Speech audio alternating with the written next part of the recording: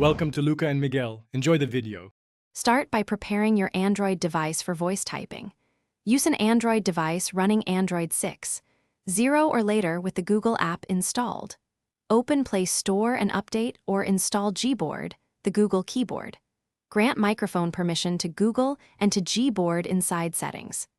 Enable network access if you want cloud-assisted recognition, otherwise offline packs still work. Keep battery above 20% and avoid loud back. Now enable Google Voice typing in system settings step by step.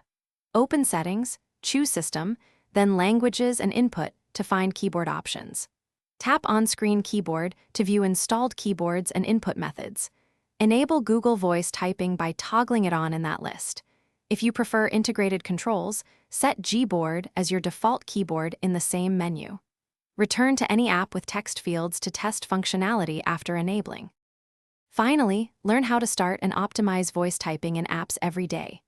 Open any text field and tap the microphone icon on Gboard, or choose voice typing from keyboard options.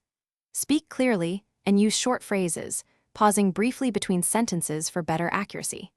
Say punctuation like period or comma when you need it for correct formatting.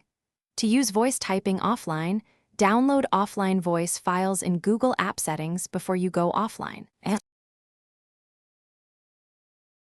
Thanks for watching and please subscribe. It's the best investment you'll ever make.